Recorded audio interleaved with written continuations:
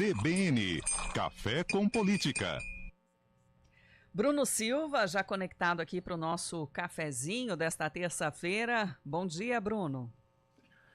Olá, muito bom dia, Sandra, muito bom dia, Guilherme. Bom dia a todos os nossos queridos ouvintes do CBN Campinas, tudo jóia? Tudo jóia. Bruno, a gente está refletindo esses dias, né, mais sobre as nossas atitudes em relação ao nosso meio ambiente, né, como é que a sociedade, gestores públicos devem também pensar na estrutura, né, das cidades para evitar desastres, né, ou saber também enfrentar as tragédias como a gente acompanha lá no Rio Grande do Sul. Claro que ninguém espera pelo pior, né? Mas como é importante ter essa responsabilidade de antecipar qualquer evento drástico, né, em relação ao clima ou outras situações também adversas. E aí a gente convidou mais uma pessoa para essa nossa conversa hoje, o Vicente Andreu, que já foi presidente da Sanasa entre 2001 e 2003, também presidente da Agência Nacional das Águas entre 2010 e 2018, é estatístico pela Unicamp, está aqui para contribuir um pouco mais com a sua experiência em gestão pública. Seja bem-vindo, Vicente. Bom dia, Sandra, Guilherme, Bruno, bom dia a todos os ouvintes. Muito obrigado pelo convite. Claro que a gente quer, né, uma análise sua diante do que a gente vem percebendo lá no Sul, mas trazendo mais até para a nossa realidade aqui, né? Porque parece algo distante, mas quando o episódio como esse acontece, sensibiliza, né, nos motiva a refletir e de como nós podemos ser atuantes, né, não coadjuvantes apenas de acompanhar isso e como a gente pode fazer as cobranças do poder público para que a gente não tenha uma situação parecida por aqui. Nós temos, por exemplo, Campinas, a gente estava lembrando no começo do programa, né, situações de enchentes, de alagamentos, aqui em Campinas, em outras cidades também, mas aqui é que a gente lembra com episódios recentes até, com mortes em regiões de alagamentos. E existe a proposta, né, de se criar estruturas para amenizar esse impacto, mas que ainda não saíram do papel. Então, queria trazer, né, com a sua experiência, essa análise. Bem, esse tipo de resposta, ela envolve uma série de questões, tanto o uso do solo, quanto a geografia do local, a hidrologia, né, a geografia hídrica do local também. Então, são características bastante diferentes, e as respostas do ponto de vista de obras, elas também são diferentes. Então, evidentemente, você ter uma solução para o córrego do Serafim Norozimbo Maia não é a mesma solução, por exemplo, para o Rio Atibaia, só para trazer para a nossa realidade aqui, para o Rio Atibaia, em Souza Joaquim Egídio, pela própria dimensão dos corpos hídricos que estão envolvidos. Eu penso que, em primeiro lugar, é colocar esse ponto realmente na agenda política do município, né? Porque ela acaba aparecendo só diante de tragédias ou denúncias, e elas precisam fazer parte do cotidiano da administração, porque muitas vezes essas obras elas não refletem em dividendos políticos, se utiliza o remanejamento de verbas que muitas vezes estão alocados para esse tipo de contenção de cheias, de enchentes, elas são deslocadas para outro tipo de atividade. Então, em primeiro lugar, é colocar na agenda política. O segundo é ter um sistema de alerta bastante eficiente. O sistema de alerta, ele vai desde o momento das previsões climáticas, né, até o toque da sirene ou das câmeras, como está sendo proposto aqui em Campinas. Então, ter um sistema de alerta é realmente eficiente. E esse também não é, no meu ponto de vista, pela experiência que a gente adquiriu lá na ANA, participando de algum desses eventos, nem é o ponto crítico. O ponto crítico realmente é o sistema de resposta, né? Então, o sistema de resposta que vai do deslocamento à reconstrução, passando pelas obras preventivas, é realmente o ponto crítico.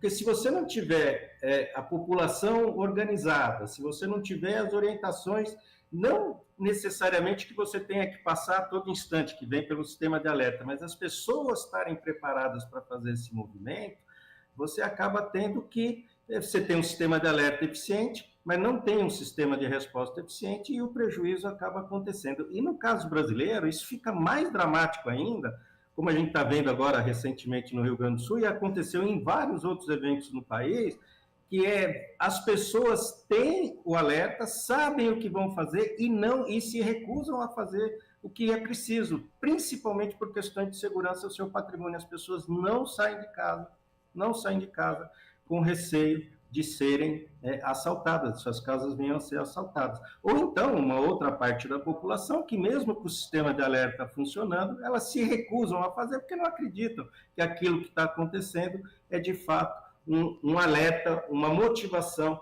para que ele se prepare para o evento que vai acontecer. Vicente, o Bruno gostaria de fazer uma pergunta para o senhor, mas só queria perguntar aqui se para o caso de Campinas específico, há anos já a prefeitura fala em fazer piscinões, outras administrações também falavam, agora parece estar saindo papel, licitação, enfim, está andando. O senhor acha que para a situação específica daqui, para os alagamentos que a gente tem na Norte-Sul, no Aurozimbo, piscinões podem ser a solução realmente?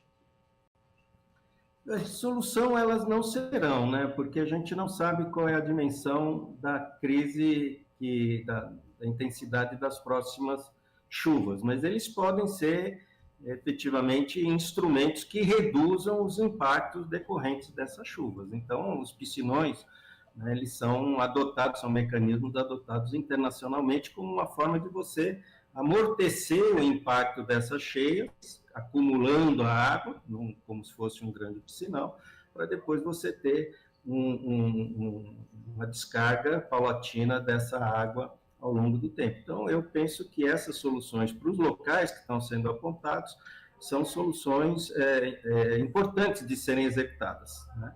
Evidentemente, infelizmente, por conta dessas alterações, toda hora nós estamos batendo recorde de fenômenos climáticos, elas provavelmente serão insuficientes para situações extremas, né? Mas elas são, no meu ponto de vista, muito bem-vindas e devem ser executadas. Bruno?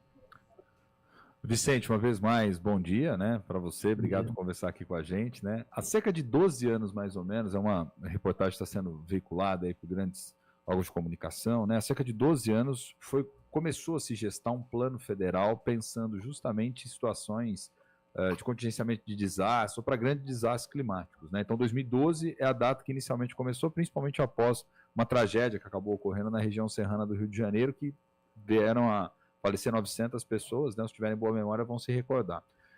E parece-me que esse plano só vai começar efetivamente a sair do papel lá para o meio desse ano ainda. Você que esteve à frente da ANA, que é uma agência importantíssima, central, né, como um todo no Brasil, por que é tão difícil no país elaborar um plano anti-desastre? É falta de recurso?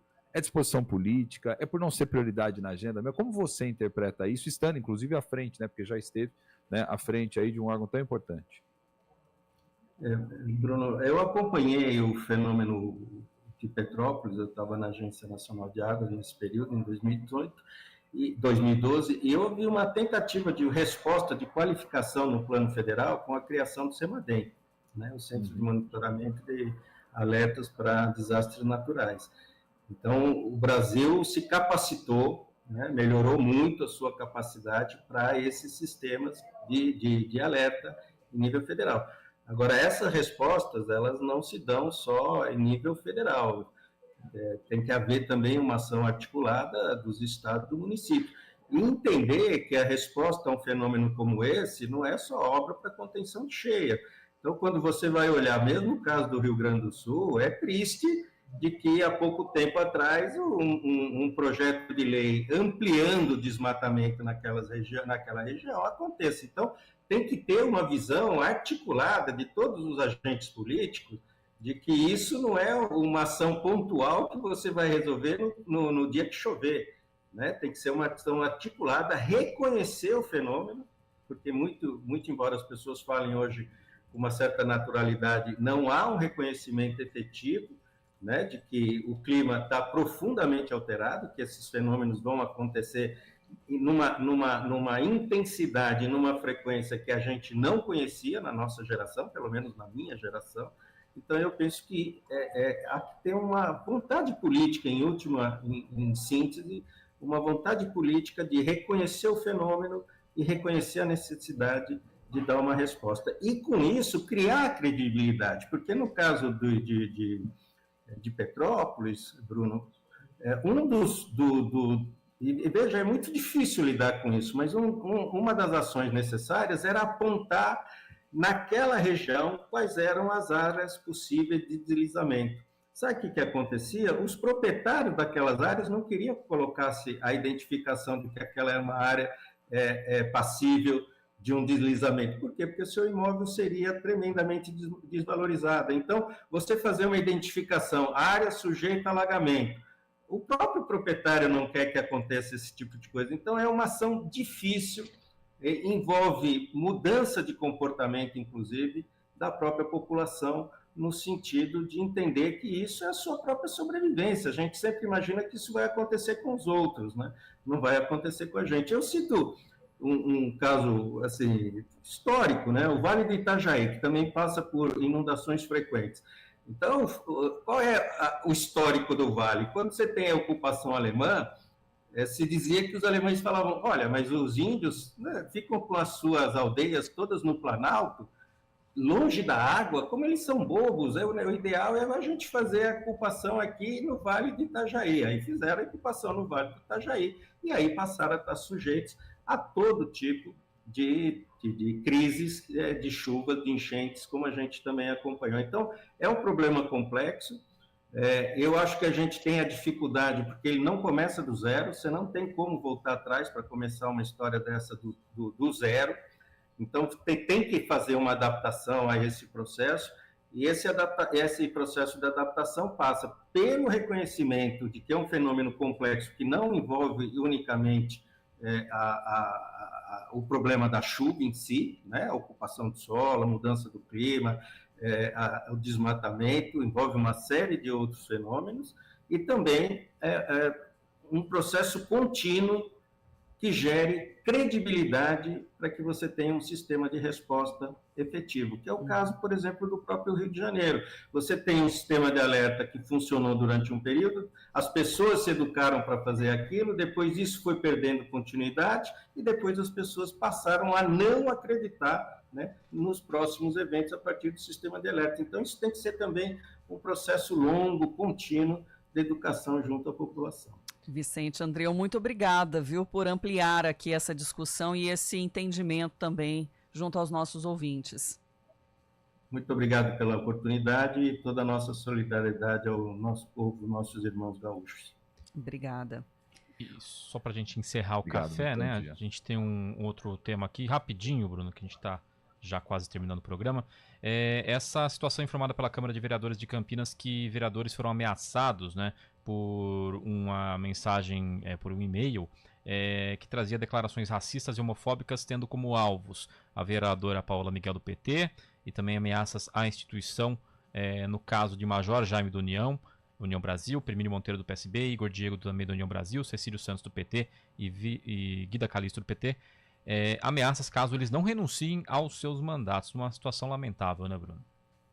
Mais uma vez, uma situação lamentável, infelizmente, né, Guilherme? A gente precisa que as medidas punitivas sejam sempre exemplares em relação a isso. Então, tentar mapear, ver de onde veio essas mensagens, se tem alguma forma de definir quem, né, havia sido o remetente disso tudo para a caixa de e-mail, tentar aí, de alguma forma, identificar as pessoas. Acho que isso é mais do que necessário. E a gente lamenta porque em pleno ano de 2024 nós necessitamos cada vez mais falar sobre combate ao racismo, nós precisamos cada vez mais falar sobre respeito ao próximo, nós precisamos cada vez mais falar sobre tolerância, inclusive dentro desse espaço da política, dentro de um tema que por vezes cansa, né, Guilherme? Essa que é a grande verdade, né? Cansa demais porque se trata de uma profunda ignorância humana antes de qualquer outra coisa, né? Mas eu acho que não adianta só também a gente lamentar, acho que tem que as políticas serem mais incisivas contra isso e fazer pressão para que as punições sejam cada vez mais exemplares, né? Tomara que consiga se identificar de onde partiu essas mensagens e os autores delas possam ser identificados